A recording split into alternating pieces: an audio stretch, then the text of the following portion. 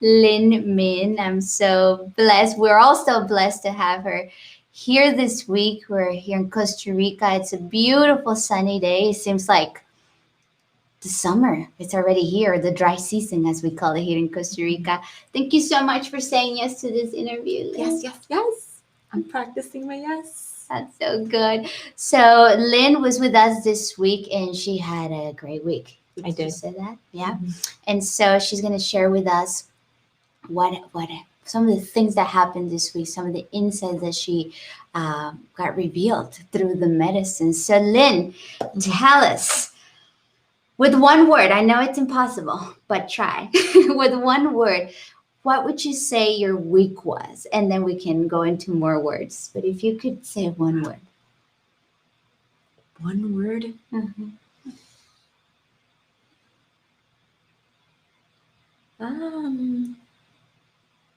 More. Mm-hmm. More than you thought? More than I thought, more than I could ever contain or hope for. Mm-hmm. Yeah, more. Beautiful. And so how did you make the decision? How did you find about Rhythmia? Like, how did this happen? Yeah. So my close friend, Veronica, had come to Rhythmia last year. And, she was like, oh, it's great. And I was like, yeah, it's great. It's great. It's a retreat. Yeah, that's great. But I saw it changed her life. It changed her being. It wasn't just like this, like had a great moment at the spa or like the retreat center. And then like 3 months later, she's back to her.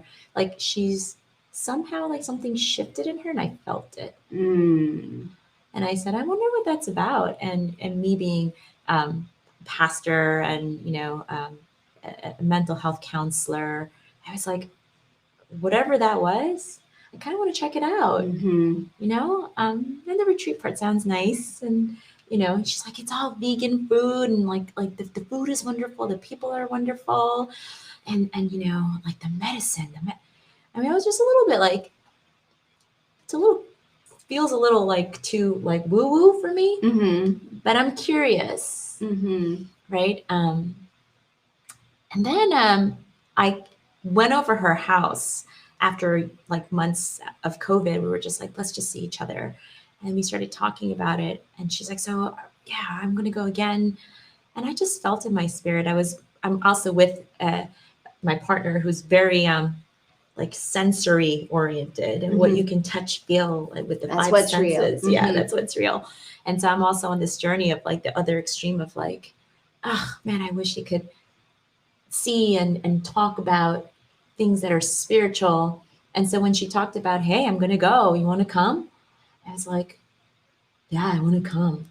Wow. Yeah. And so I looked at my partner. I was like, I'm going, you going? And he's like, I guess if you're going, I'm going. Oh, that's so good. And so now you guys came, and was there any hesitation, or there was just a big yes in your heart? Was it easy to make the decision, or there was hesitation there?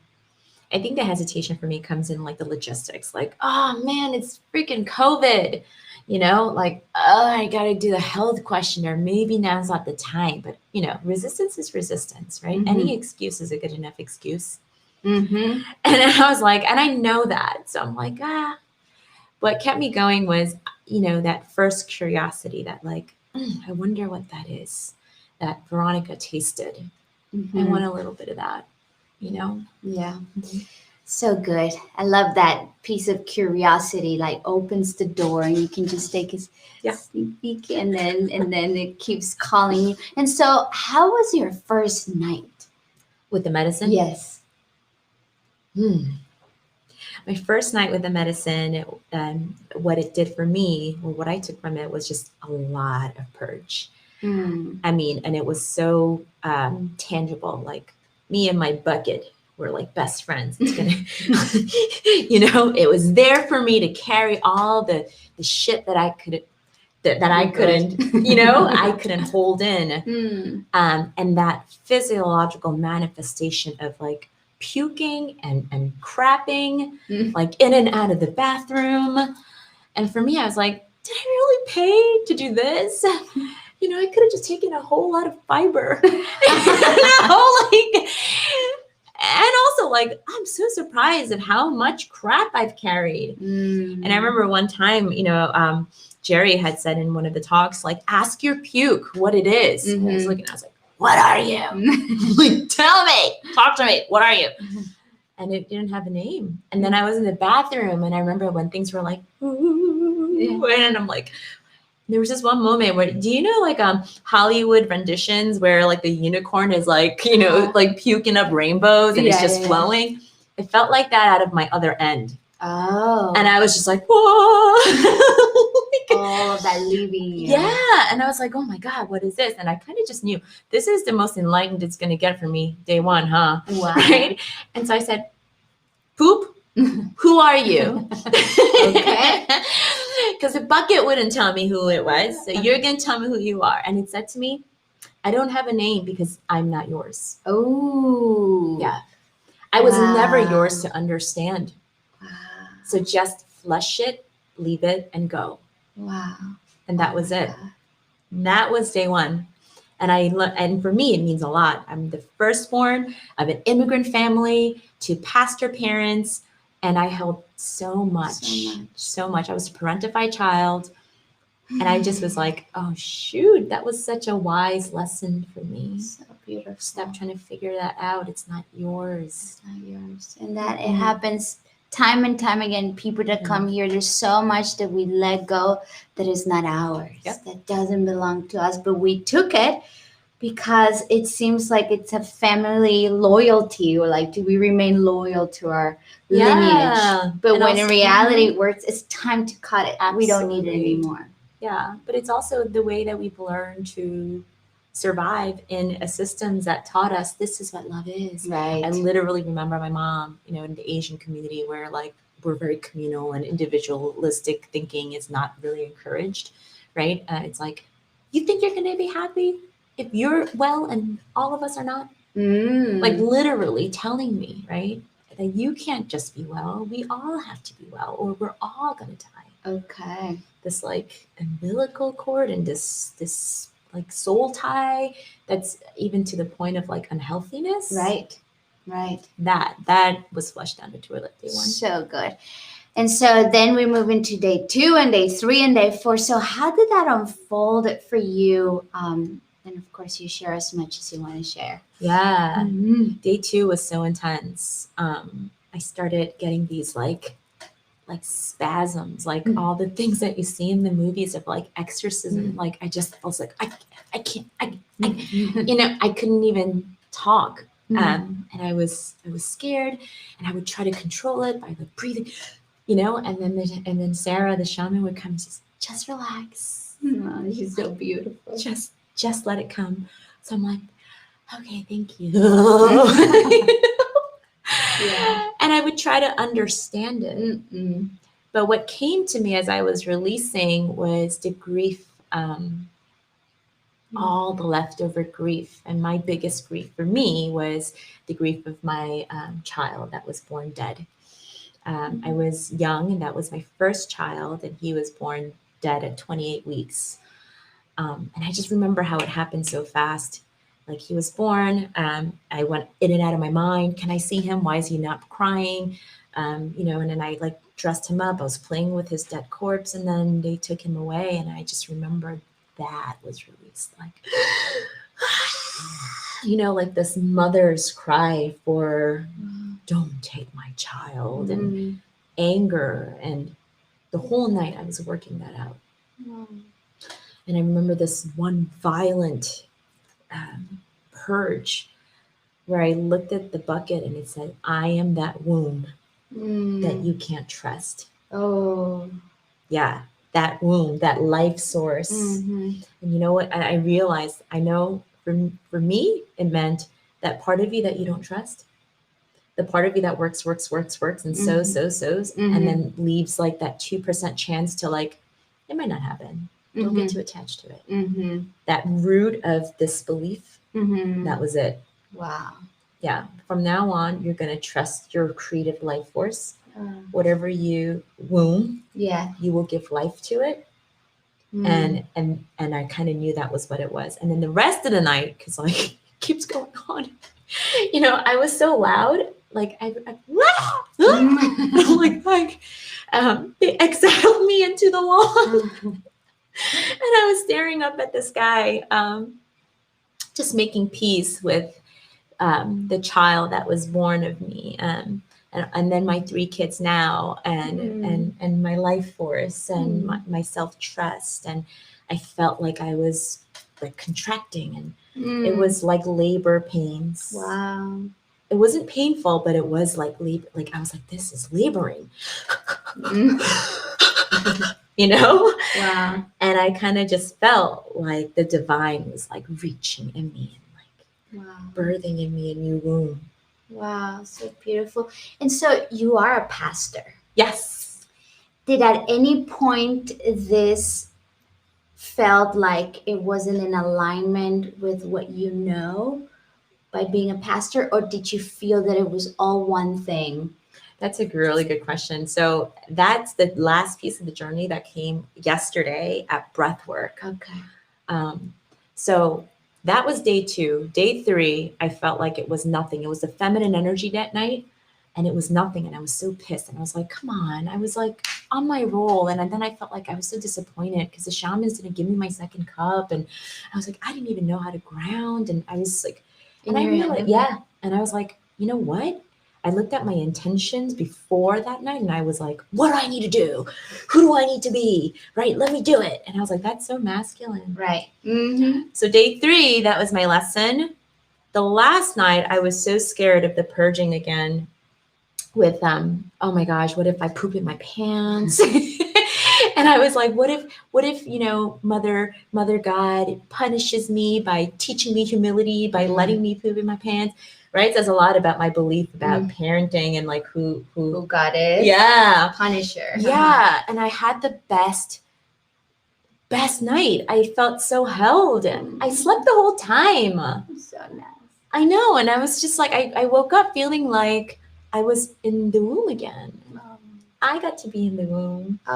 And I transitioned. And at the end of the day, when we were kind of like talking about it with our friends, I also felt this like, okay, now you have a new womb. You got to be in the womb. And now you have a new mother, a parent that you can trust and you can take freely from. Excuse me. And so now it's your turn to be mom. And excuse me. So I was breathing last night. How do I get back to New York? How do I bring this back to the people I'm ministering to my family who's very still evangelical Christian? How do I tell them that I met Mother God? And I was breathing, and at one point, I just felt like she was saying, "Don't worry, like it's all one." And to top it all off, I was breathing, and they played a song on piano that's an old hymn. And it's an old Christian hymn. Turn your eyes upon Jesus. And that song was playing as a piano interlude as I'm breathing in this woo-woo, place. And for me, that really just tied it all together. Go in faith, knowing I am one. You're one. Oh my God. Yeah. I know, right? Oh my God. You guys, this is one of the most powerful testimonies we've had. I want to say hi to you for a moment. See. Oh my God, so many comments. Hello, Chanel Johnson from Ireland. So good. Chat from Georgia. Hi. Where's your rule? Polish is a machine. Your lips full of energy. Your hands stick. Okay, thank you. Hi, Sherry. Hi, Karen. Hi, Sherry from Texas. Greg Stone, the fear is telling me not to do this. That's why I'm going to do it. Thank you. Yeah, Greg. Yes. You follow your heart. Sherry, the Punisher. Yeah, God is not a Punisher. That's not right. at all. Yeah. Yeah, she's so gentle. Yeah. I love that you say she. Love that. Yeah. Hello. So if you are online, say hello, and say from where you're from. Hi, Deborah from Vancouver. Hola, Maria. So good. Hello, everyone. Maria from Texas. All right. Oh my God, it's so much. What a beautiful week you had.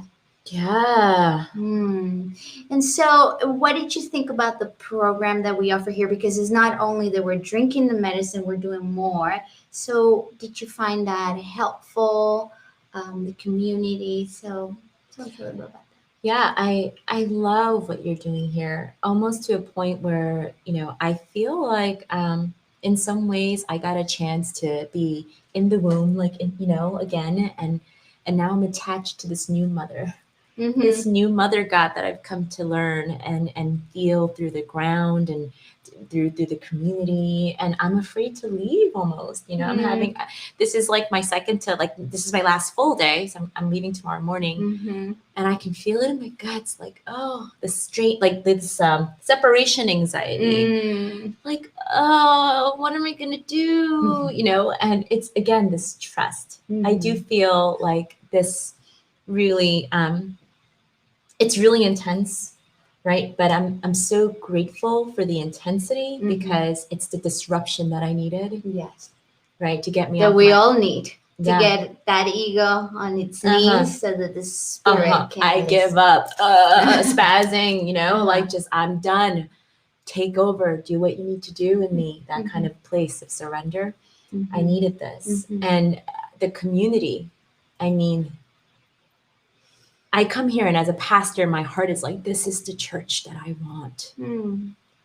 God, like, where else than in Costa Rica could I have found this and have gotten like a glimpse of like this kingdom on earth feeling? Yes. So it's exactly the way it's supposed to be. And I'm so grateful for the journeys that Jerry and all of the staff member have had, that there are moments of surrender that led to this beautiful place and the work that you guys do. Angels, just angels. Angels, so many angels. So good. You guys, you hear that?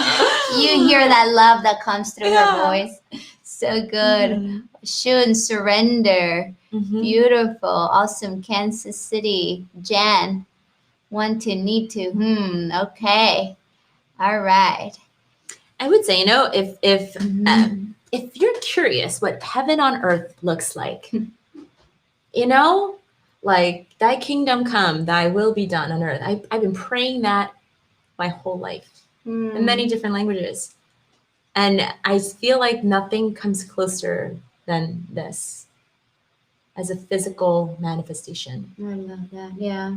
I like to say that Rhythmia, it's like a little glimpse of the new world that is emerging. Yes. It's just a little tiny glimpse, and we just want to make this bigger. We want more people to come here so that you go and give this light to your communities. I love that, Amiga. Thank you so much for saying yes to this. Thanks for having me. Yeah. Any last words of love and encouragement that you want to share? If this has sparked a curiosity, a holy curiosity in you, say yes. Say yes, yes, yes. I'm on that journey too. This practice of yes. Yeah. And then we'll take care of you here, because once you're here, there's so much help. You don't do this alone, not 1 minute. Yeah, that's true. That is absolutely true. Awesome. All right, guys. So, hi, Linda. Looking for a return in 2021. That'd be so good, Linda. Thank you. I can't wait to see you. Rhythmia is the new earth. The new earth. Yeah, that's right. All right, guys. Have a wonderful, wonderful weekend. And I'll see you next Saturday with another I Got My Miracle. Goodbye.